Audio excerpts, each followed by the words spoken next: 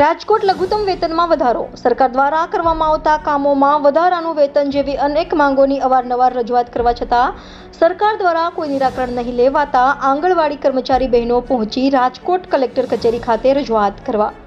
Reporter ભરત ભરવા સાથે Rohit પોજાણી, India 24 news, Rajkot.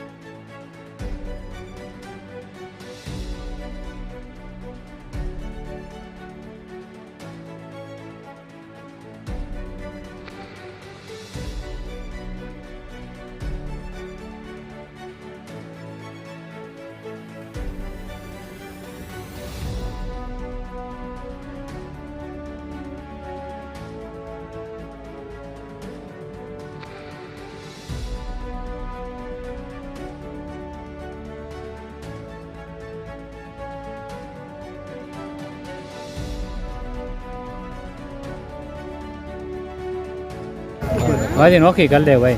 બોલો ઉભા રહેજો આવે બાબા. હા રેડી હાલ આપણે આવે ને. હાલો રેડી. શું નામ તમારું? મારું નામ ચાવડા મંજુલાબેન છે. નવાગામ 3માં આશા વર્કર તરીકેની મારી ફરજ બજાવું છું અને ત્રંબા પીએચસી.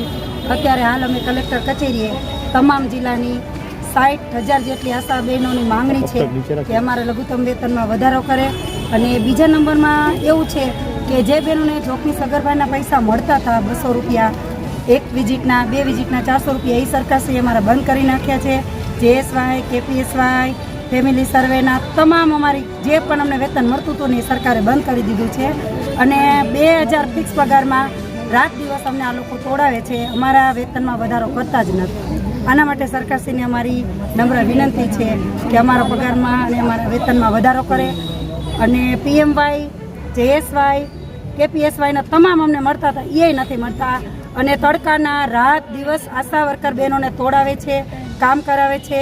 જોખમી સગર્ભા હોય, માનો કે 3% HB હોય, 4% HB, એવી બહેનોને અમને પ્રેશર કરી અને સિવિલ હોસ્પિટલમાં પહોંચાડીએ છીએ. અમે એની સાથે જઈએ છીએ, લઈએ, છતાંય અમારા વેતનમાં આ લોકો 1 રૂપિયો અમને દેતા નથી. અગાઉ રજૂઆત કરેલી છે?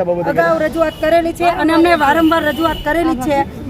મળતા હતા આભા કાર્ડ માટે અમને રાત દી તોડાય છે અને આભા કાર્ડને 1 રૂપિયો અમને મળ્યો નથી. ઘરે જઈને અમે બહેનો તડકાના હોય, ઠંડી હોય, ગમે તે હોય તોય અમે બહેનો કામ કરીએ છીએ. આયુષ્માનનું પણ કામ. માંગ નહીં સ્વીકારે તો શું આગામી શું પગલાં લેશો? માંગ નહીં સ્વીકારે તો?